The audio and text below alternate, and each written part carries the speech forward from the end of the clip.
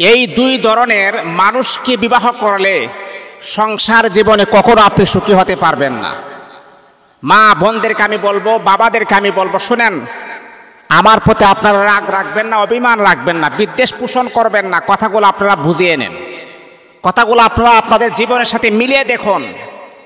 এই দুই ধরনের মানুষকে যদি আপনি বিবাহ করেন, আমি আপনাকে কনফার্ম করতে পারি সংসার জীবনে আপনাদের সমস্যা থাকবে। সংসার জীবনে আপনি কখনো পাওয়ারফুল বা পারফেক্ট সুখী আপনি হতে পারবেন না। ছেলে হোক অথবা মেয়ে হোক, ছেলে হোক অথবা মেয়ে হোক, কমাস কমই দুই ধরনের মানুষের কাছ থেকে নিজেকে আড়াল করার চেষ্টা করুন। তারা কারা? যাদেরকে বিবাহ করলে আপনি সংসার জীবনে অসুখে থাকবেন, সংসার জীবনে সুখী হতে পারবেন না। এক নাম্বার হচ্ছে অতিরিক্ত মা ভক্ত পুরুষ। অতিরিক্ত মা ভক্ত পুরুষ আছে না? আহা, আপনি আপনার মার ভক্ত হবেন, এটা তো ভালো কথা। আপনি আপনার মাকে শ্রদ্ধা করেন, এটা তো ভালো কথা। কিন্তু বাবা, আপনি জানেন যেই নারীটা আপনাকে একবার কবুল বলার পরে ওই নারী তার মা বাবা, আত্মীয় স্বজন, পাড়া প্রতিবেশী, বন্ধু বান্ধব, ভাই বোন সবাইকে ছেড়ে দিয়ে আপনার কাছে চলে আসছে, আর আপনি আপনার মা যা বলে তাই রাইট, আপনার স্ত্রী যা বলে তার কথা কোনো কর্ণপাত করেন নাই। মনে রাখতে হবে বাবা, আপনার ঘরে কখনো আপনার স্ত্রী সুখে থাকতে পারবে না। ওই স্ত্রী অতি দ্রুতই আপনার কাছ থেকে চলে আসবে। আপনার মার ভক্ত আপনি হবেন, এটা তো আমি না করি নাই, কিন্তু মাকে মার মতো বুঝাবেন, স্ত্রীকে স্ত্রীর মতো বুঝাবেন। একতরফা মার কথা শুনবেন আর স্ত্রীর কথা শুনবেন না। আল্লাহর কসম, আপনার কাছে যে সমস্ত নারী আসবে, আমার মনে হয় রুচিশীল নারী যারা আছে, বুদ্ধিমান নারী যারা আছে, তারা আপনার সংসার করবেন। আর অনেক নারী আছে কি জানেন, যে আমি কার কাছে যাব, আমার বাবার বাড়ি এতটা অ্যালার্ট পারছেন না, বাবার বাড়ি এতটা এস্টাবলিশ না, বাবার বাড়িতে আমি কিভাবে যাব, তখন কষ্ট করেও আপনার মতো জালিমের সংসার করে। অতিরিক্ত মার ভক্ত হওয়া যাবে না, কারণ যেহেতু বিবাহ করেছেন, অবশ্যই আপনার স্ত্রীকেও আপনি প্রাধান্য দিতে হবে, মাকেও প্রাধান্য দিতে হবে। একতরফা মার কথা শুনে স্ত্রীর উপর আঘাত করবেন, এটা হতে পারে না, এটা কাপুরুষের লক্ষণ, এটা বীর পুরুষ হতে পারে না। বীর পুরুষকে জানেন, যদি মনে করেন আপনার মা আপনার স্ত্রীর নামে অভিযোগ করেছেন, আবার আপনার স্ত্রী আপনার মার নামে অভিযোগ করেছেন, এখন কি করবেন? এখন যদি আপনি আপনার মাকে শাসন করেন, তা বেয়াদবি হবে। এখন যদি আপনি আপনার স্ত্রীকে শাসন করেন, তাহলে স্ত্রীর মন মানসিকতা ভেঙে যাবে, ভালোবাসা হারিয়ে ফেলবেন। কি করবেন এখন? তখন আপনি যদি ভালো মানের পুরুষ হন, আপনি যদি ঠান্ডা মাথার লোক হন, তাহলে ওই সময় মাকে মার মতো আপনি মাকে বলবেন, ঠিক আছে মা, আর যেন কোনোভাবে যেন তোমার সাথে যেন বেয়াদবি না করে, আমি তাকে শাসন করব, আমি তাকে দেখব।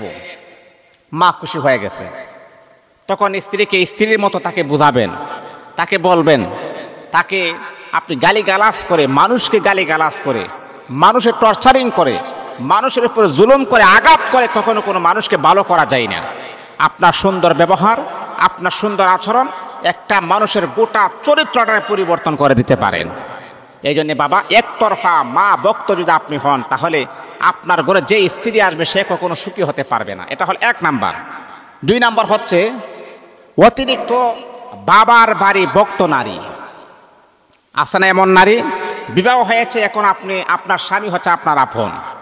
মা, আপনি যখন মারা যাবেন, আপনাকে কিন্তু আপনার বাবার বাড়ি গুরুস্থানে দাফন করা হবে না, আপনার স্বামীর বাড়ি গুরুস্থানে আপনাকে দাফন করা হবে।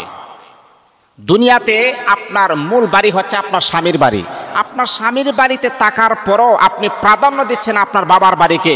মা, আপনি আপনার স্বামীর সাথে জুলুম করেছেন, স্বামীর সাথে অন্যায় করতেছেন, আপনি কখনো সুখী হতে পারবেন না, ওই পুরুষটাও সুখী হতে পারবে না।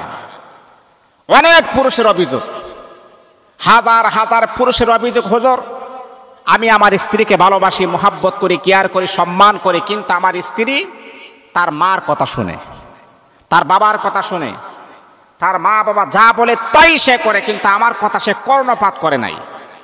মা, এক হচ্ছে আপনার স্বামীর অন্তরে আপনি কষ্ট দিয়েছেন, দ্বিতীয় নাম্বার হচ্ছে স্বামীর হক নষ্ট করতেছেন, তৃতীয় নাম্বার হচ্ছে স্বামীর সাথে বেয়াদবি করার কারণে তার ভালোবাসার থেকে বঞ্চিত হচ্ছেন, আর চতুর্থ নাম্বার হচ্ছে আপনি জাহান্নামী হয়ে যাবেন। আর ওই সমস্ত মাদেরকে আমি ঘৃণা করি, ওই সমস্ত মাদেরকে আমি লাথি মারি, যারা মেয়েকে বিবাহ দেওয়ার পরে মেয়েকে কুপরামর্শ দেয়, আপনারা মা নাকি দাজ্জাল এটা আমার জানার বিষয় না, আপনারা আসলেই দাজ্জাল।